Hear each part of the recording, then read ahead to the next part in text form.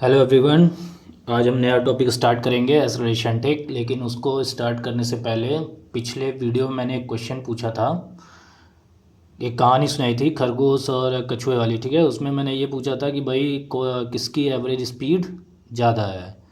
ठीक है, तो पहले गुड्स जिन लोगों ने आंसर दिया, भले ही उन्होंने गलत दिया तब भी वो एक्टिव हैं, वो वीडियो देख रहे हैं, कम से कम आंसर दे रहे हैं, बाकी लोग सो रहे हैं। ठीक, तो सभी लोग जग जाएं। जब भी मैं कोई क्वेश्चन पूछूं तो उसका आंसर दो, उससे पता चलेगा कि भाई कौन एक्टिव है कौन इनएक्टिव है। ठीक, तो क्वेश्चन ये था कि एक रेस थी कछुए और खरगोश की, बचपन से पढ़ते आ रहे हो, हमेशा खरगोश जीतता था वो रेस को, हमेशा क्या उस कहानी में जीता था। ठीक है, तो मैंने ये पूछा था कि एवरेज स्पीड क्या होती है। तो एवरेज स्पीड क्या होती है भाई, distance travel upon time interval. ठीक, अब मान लेते लोगों लोगों से मैं ये पूछा था किसकी एवरेज स्पीड ज़्यादा होगी, कछुए की खरगोश की। ठीक है, कई लोगों ने एकदम सही आंसर दिया। ठीक है, कुछ लोग कंफ्यूज थे और कई क्वेरी भी आई मेरे पास, कई लोगों ने व्हाट्सअप पे मैसेज भी किया, तो मैंने सोचा इस क्वेश्चन को एक ग्रुप में ही डिस्कस कर लेते हैं। ठीक, तो क्वेश्चन ये था कि रेस में कछुआ जीतता है और कछुआ खरगोश में से किसकी एवरेज स्पीड ज़्यादा है।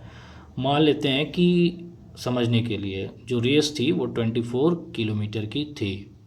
ठीक है, अब कछुआ जो है, मान लेते हैं कि उस रेस को ख़त्म करने में कितना टाइम लिया, मान लेते हैं कि 3 आवर, 3 आवर्स। ठीक है, तो कछुए की एवरेज स्पीड क्या हो जाएगी, ये एवरेज स्पीड ऑफ टॉर्टोइज। ठीक है, समझ लेना। ठीक, तो ये कितना हो जाएगा 24/3, यानी कि 8 किलोमीटर पर आवर। ठीक, ये जो है कछुआ रेस में जीत गया एवरेज, मतलब ये रेस कछुआ जीत गया। उस समय इसकी एवरेज स्पीड क्या थी, total total average speed 8 kilometre per hour. अब जब खरगोश, ये तो सबको पता है कि खरगोश रेस हार गया, यानी कि खरगोश जो है क्या कहते हैं, 3 आवर्स से ज़्यादा ही टाइम लेगा। ठीक है, क्योंकि वो रेस हारा है। ठीक है, तो अब 3 के बाद कुछ भी ले सकता है, वो 3.5 घंटे ले सकता है, 4 घंटे ले सकता है, 5 घंटे ले सकता है, तो कुछ भी ले सकता है। ठीक है, तो मान लेते हैं जो खरगोश है, ठीक है, रेयर वो लिया 4 घंटे। ठीक, तो उसकी एवरेज स्पीड क्या हो जाएगी, 6 किलोमीटर पर आवर। ठीक है, तो किसकी एवरेज स्पीड, हर हालत में एवरेज स्पीड किसकी ज़्यादा होगी, कछुए की ज़्यादा होगी। क्यों, क्योंकि वो कम टाइम ले रहा है, डिस्टेंस तो उतना ही है दोनों के लिए, डिस्टेंस उतना ही ट्रेवल किए हैं दोनों। ठीक है, लेकिन कछुआ टाइम कम लिया है, इसलिए उसकी एवरेज स्पीड ज़्यादा होगी। ठीक, तो अब इस क्वेश्चन में मेरे ख्याल से कोई कन्फ्यूज़न नहीं होनी चाहिए। ठीक है, तो अब शुरू करते हैं नेक्स्ट टॉपिक। तो नेक्स्ट टॉपिक है एक्सेलरेशन। ठीक है, तो हमने क्या क्या देखा, सबसे पहले हमने देखा इस चैप्टर में, ये जो है थ्योरेटिकल में लास्ट टॉपिक है एक्सेलरेशन। ठीक है, इसके बाद हम लोग पढ़ेंगे ग्राफ, इसके बाद जो टॉपिक शुरू होता है ग्राफ का। ठीक है, तो देखते हैं इसके बाद हम लोग न्यूमेरिकल भी करेंगे। किस पे न्यूमेरिकल बचा हुआ है, average speed, velocity, average velocity, ठीक है, और एक्सेलरेशन पे। ठीक, तो सबसे पहले हमने क्या डिफाइन किया था, रेफरेंस पॉइंट। ठीक है, इसकी मदद से हमने क्या डिफाइन किया, मोशन और रेस्ट। ठीक है, ठीक, उसके बाद मोशन के बाद हमने क्या देखा, रेट ऑफ मोशन। ठीक है, रेट ऑफ मोशन, और रेट ऑफ मोशन क्या कहलाया, स्पीड। ठीक, उसके बाद देखो सब चीज़ लिंक है एक दूसरे से, स्पीड प्लस डायरेक्शन। ठीक है, तो ये क्या हो गया, वेलोसिटी। ठीक है, अब आता है टॉपिक क्या, एक्सेलरेशन।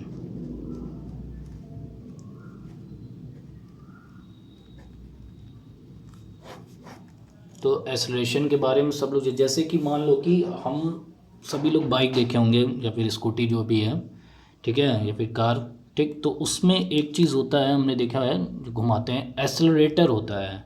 ठीक, एक्चुअल में वो क्या करता है कि बाइक को या फिर स्कूटी को क्या करता है, एसेलरेट करता है। जैसे हम उसको घुमाते हैं वो क्या करता है, एसेलरेट करता है, मतलब कि उसकी वेलोसिटी को बढ़ाता है। ठीक है, अगर मैं ब्रेक मारूंगा तो उसकी वेलोसिटी क्या होगी, घटेगी, या फिर स्पीड कह सकते हैं, स्पीड बढ़ेगी या घटेगी। ठीक है, तो जो एसेलरेशन होता है वो क्या होता है, rate of change of velocity.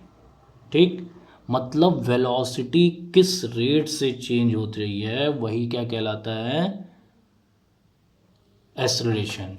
ठीक, तो एसेलरेशन को और भी क्या कह सकते हैं, रेट ऑफ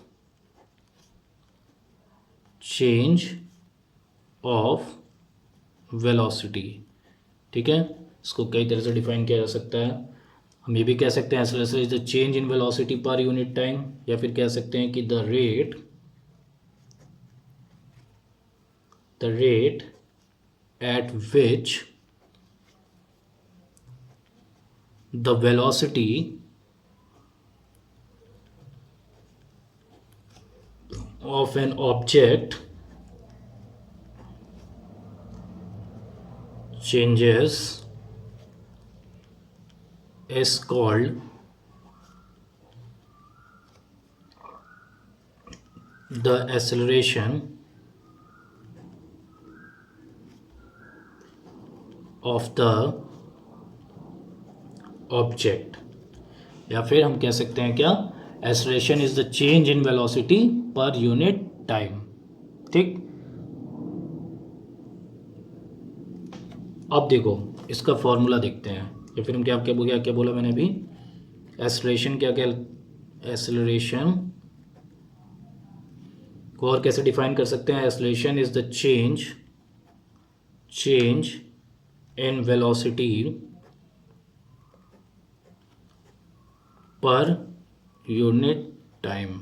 ठीक है, तो इनमें से कोई भी डेफिनेशन तुम लिख सकते हो। ठीक है, और भी बुक्स में कई तरह के डेफिनेशंस दिए होते हैं, लेकिन बेसिक क्या है एक्सेलरेशन का, rate of change of velocity, यानी कि वेलोसिटी किस रेट से चेंज हो रही है वही क्या कहलाता है। अगर हम ज़्यादा एक्सेलरेट कर रहे हैं तो ज़्यादा वेलोसिटी चेंज होगी, तो हम कह सकते हैं क्या, एक्सेलरेशन ज़्यादा है। ठीक है, जैसे मान लो कि मैं 50 पे चल रहा हूँ, ठीक, 50 किलोमीटर पर आवर से मेरी स्पीड, मैंने अचानक से एक्सीलेटर हाई किया और मेरी गाड़ी जो है क्या कर ली, पहुँच गई तुरंत 2-3 सेकंड में, या फिर 1 सेकंड में, 1 सेकंड टाइम इंटरवल में हमारी गाड़ी पहुँच गई सपोज करो 100 पे। ठीक है, तो मैं कहूँगा कि एक्सेलरेशन ज़्यादा है। क्यों ज़्यादा है भाई, क्योंकि rate of change of velocity क्या है, ज़्यादा है। ठीक है, और इसको और अच्छे समझते हैं।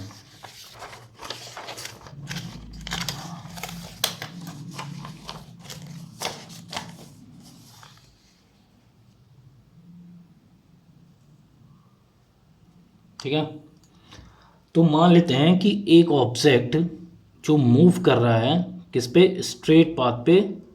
ठीक, एक स्ट्रेट पाथ पे मूव कर रहा है, और जिधर मूव कर रहा है उधर उसकी डायरेक्शन है, मतलब एक तरह से स्पीड प्लस डायरेक्शन है। ठीक है, अच्छा ये राउंड राउंड नहीं घूम रहा है।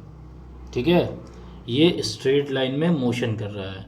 अब जो है इसकी वेलोसिटी जो है चेंज हो रही है बहुत शॉर्ट इंटरवल टी में, यानी कि टाइम टी में उसकी वेलोसिटी चेंज हो रही है। ठीक है, मान लेते हैं कि इसकी वेलोसिटी बिगनिंग में या स्टार्टिंग में, ठीक है, स्टार्टिंग के टाइम इंटरवल में थी यू क्या थी इसकी, मान लेते हैं इनिशियल वेलोसिटी। ठीक है, अच्छा, और फिर आफ्टर टी टाइम, ठीक है, आफ्टर टी टाइम उसकी जो है वेलोसिटी हो गई वी। ठीक, तो वी क्या है, फाइनल वेलोसिटी। ठीक, तो मैं ये कह रहा हूँ, ठीक है, एक ऑब्जेक्ट है जो स्ट्रेट लाइन में मूव कर रहा है या फिर स्ट्रेट पाथ में मूव कर रहा है सेम डायरेक्शन में। ठीक है, विदाउट टर्निंग अराउंड। ठीक, तो मान लेते हैं its velocity changes in a short time interval T. ठीक, its velocity at the beginning of the time interval is U क्या है, इनिशियल वेलोसिटी। फिर its velocity after T time is V, यानी कि फाइनल वेलोसिटी। ठीक, तो अब इसका जो द चेंज इन वेलोसिटी पर यूनिट टाइम क्या होगा, मतलब हम क्या बात कर रहे हैं, एक्सेलरेशन की। ठीक। तो मैंने क्या कहा, चेंज इन वेलोसिटी यानी कि final velocity minus initial velocity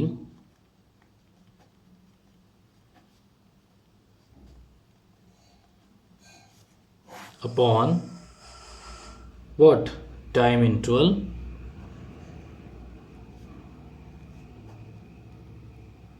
यही इसका क्या होगा, एक्सेलरेशन होगा। ठीक है, इसको ऐसे भी लिख सकते हैं v minus U upon T. इससे एक और इक्वेशन बन जाती है v is equal to U plus A T. ठीक है, इसका डेरिवेशन हम आगे देखेंगे। ठीक है, अच्छा एक चीज़ और, एक्सेलरेशन की जब हम बात करते हैं ज़्यादातर अपने कॉमन लाइफ में, तो हम एवरेज एक्सेलरेशन की बात करते हैं। मैं ऑलरेडी फर्स्ट लेक्चर से ही बता रहा हूँ, स्पीड के बारे में बताया, वेलोसिटी के बारे में, तो वही सेम चीज़ एक्सेलरेशन के बारे में भी है। ठीक है, तो एसआई यूनिट क्या हो जाएगी इसकी भाई, एसआई यूनिट क्या हो जाएगी। अच्छा इसकी एसआई यूनिट क्या होगी, ये देखो चेंज इन वेलोसिटी है। ठीक, यानी कि वेलोसिटी माइनस वेलोसिटी, ठीक, फाइनल इनिशियल जो भी है। ठीक, तो वेलोसिटी की यूनिट क्या होती है, मीटर पर सेकेंड। ठीक, एसआई यूनिट की बात कर रहा हूँ मैं। ठीक, अच्छा टाइम की सेकेंड, तो एक्सेलरेशन यूनिट ऑफ, तो फिर हम कह सकते हैं SI unit of acceleration is equal to unit of velocity metre per second and unit of time second, और ये हो जाएगा मीटर पर सेकेंड स्क्वायर। ठीक है, तो कहीं कहीं ऐसे भी लिखा है। ठीक, तो सब कुछ सेम है। अच्छा अब चूंकि ये क्या है, rate of change of velocity है, यानी कि वेलोसिटी में क्या है, हमेशा एक डायरेक्शन है। ठीक, तो वेलोसिटी क्या है, स्केलर क्वांटिटी है, और एक्सेलरेशन भी एक पर्टिकुलर डायरेक्शन में होगा, तो एक्सेलरेशन भी क्या है, वेक्टर क्वांटिटी है। तो हम कह सकते हैं acceleration is a vector quantity. ठीक है, अब आते हैं थोड़ा सा और जानते हैं एक्सेलरेशन के बारे में।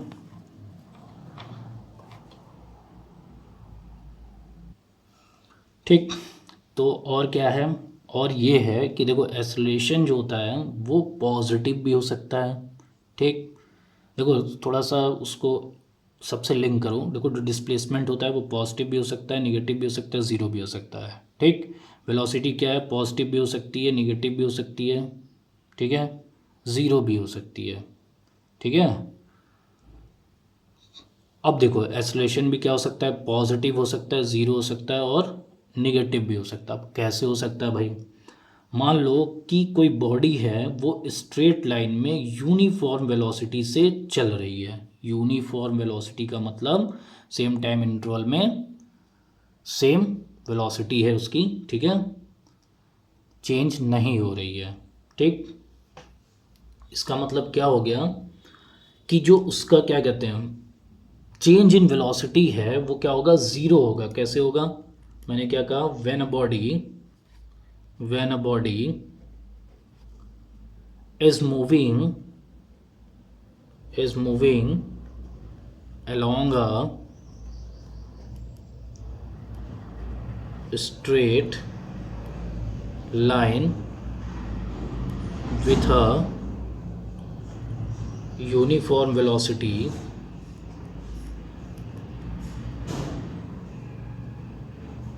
then change in its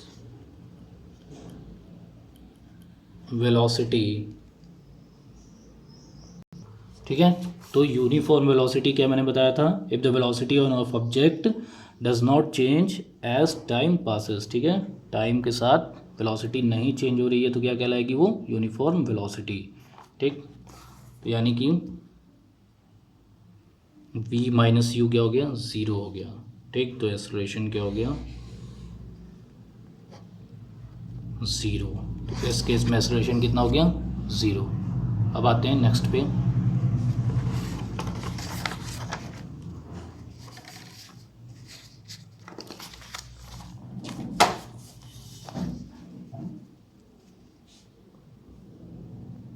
ठीक है, अब मान लो कि जो वेलोसिटी है बॉडी की वो इंक्रीज़ कर रही है टाइम के साथ, ठीक। तो क्या होगा, जो फाइनल वेलोसिटी होगी वो बड़ी होगी किससे, इनिशियल वेलोसिटी की। तो मैंने क्या कहा, व्हेन द, पहला कंडीशन क्या था, जब वेलोसिटी क्या हो जाए, यूनिफॉर्म हो, तब क्या है, v माइनस यू क्या होगा, ज़ीरो के बराबर होगा, जिसकी वजह से क्या होगा, एक्सेलरेशन क्या होगा, ज़ीरो होगा। अब when the velocity of a body, when the velocity of a body increases with time, ठीक है।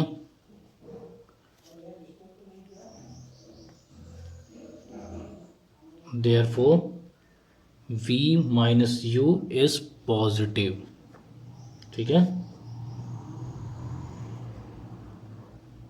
ठीक। इसका मतलब वेलोसिटी मान लेते हैं पहले 5 किलोमीटर पर आवर थी, फिर इंक्रीज़ करके 10 किलोमीटर पर आवर हो गई, ठीक है, टाइम के साथ इंक्रीज़ की, ठीक। तो यानी फाइनल वेलोसिटी मतलब 10 - 5, जो कि क्या आएगा, पॉजिटिव आएगा। हर एक केस में जब भी वेलोसिटी इंक्रीज़ करेगी तो फाइनल वेलोसिटी और इनिशियल वेलोसिटी का डिफरेंस हमेशा क्या होगा, पॉजिटिव होगा। अगर ये पॉजिटिव होगा तो v minus U upon T ये भी क्या होगा, पॉजिटिव होगा, ठीक है। इस पॉजिटिव का मतलब क्या होगा, the direction of acceleration is along the direction of velocity, मतलब जो एक्सेलरेशन का डायरेक्शन है वो वेलोसिटी के डायरेक्शन में ही होगा। अब तीसरा केस आता है, जब वेलोसिटी क्या हो, डिक्रीज हो, टाइम के साथ डिक्रीज हो, तब क्या होगा, ये सिचुएशन होगी, मतलब इनिशियल वेलोसिटी क्या होगी, बड़ी होगी फाइनल वेलोसिटी से, ठीक। तो when the velocity of a body decreases with time, ठीक। तो ये हो गया। अच्छा, जब ये कंडीशन होगी तो हमेशा क्या होगा, v माइनस यू ये क्या होगा, नेगेटिव होगा, ठीक है। यानी कि a एक्सेलरेशन क्या होगा, v minus U upon T, और ये नेगेटिव होगा, ठीक है। और ये नेगेटिव एक्सेलरेशन क्या कहलाता है, रिटार्डेशन भी बोलते हैं इसको, ठीक। तो मैंने क्या क्या बताया कि एक्सेलरेशन तीन तरह के हो सकते हैं, ठीक। ज़ीरो भी हो सकता है, पॉजिटिव हो सकता है, निगेटिव भी हो सकता है, और निगेटिव एक्सेलरेशन को क्या बोलते हैं हम लोग, रिटार्डेशन भी बोलते हैं, ठीक है, ठीक। अब ये कैसे होगा भाई, मान लेते हैं कि हमारी जो है गाड़ी चल रही है 60 किलोमीटर पर आवर से, मैंने ब्रेक अप्लाइड करना शुरू कर दिया, ठीक। अब उसकी वजह से क्या होगा, मेरी वेलोसिटी या फिर स्पीड जो है धीरे धीरे कम होने लगेगी, ठीक। तो कम होने लगी तो मेरा मान लेते हैं final velocity 60 kilometre per hour था, और धीरे धीरे कम होते होते 40 आ गया, यानी कि रिटार्ड हो रही है गाड़ी, ठीक। तो एक्सेलरेशन क्या हो गया, निगेटिव हो गया, ठीक। अब आता है नेक्स्ट टॉपिक। इसमें दो एक चीज़ और है, एक्सेलरेशन में ही दो चीज़ें और हैं, एक है यूनिफॉर्म एक्सेलरेशन या फिर हम कह सकते हैं कांस्टेंट एक्सेलरेशन, ठीक। और एक है वेरिएबल या फिर नॉन वेरिएबल। तो ये यूनिफॉर्म एक्सेलरेशन क्या होता है, ये तब होता है जब वेलोसिटी क्या हो, चेंज हो, क्या, इक्वल इंटरवल ऑफ टाइम में, ठीक, ठीक। यहाँ मैंने वर्ड यूज़ किया वेलोसिटी चेंज है, इसका मतलब ये नहीं हुआ कि वेलोसिटी बढ़ेगी या घटेगी, ठीक है। यूनिफॉर्म का मतलब ये हो गया कि वेलोसिटी चेंज हो रही है लेकिन इक्वल अमाउंट में होगी, ठीक, और इक्वल इंटरवल ऑफ टाइम में होगी। तो हम इसको ऐसे डिफाइन कह सकते हैं, when velocity of a body changes bye equal amounts in equal intervals of time, ठीक, तो ये क्या कहलाता है हमारा यूनिफॉर्म एक्सेलरेशन। ठीक है, तो when velocity of a body changes by equal amount in equal interval of time, ठीक है, तो the acceleration of a body is said to be uniform. ठीक है, अच्छा, यूनिफॉर्म एक्सेलरेशन के कुछ एग्जांपल्स लेते हैं। जैसे कि मान लो कि एक बॉडी जो है फ्रीली ऊपर से नीचे की ओर गिर रही है, ठीक, तो ये यूनिफॉर्मली एक्सेलरेट हो रही है। ठीक, कैसे?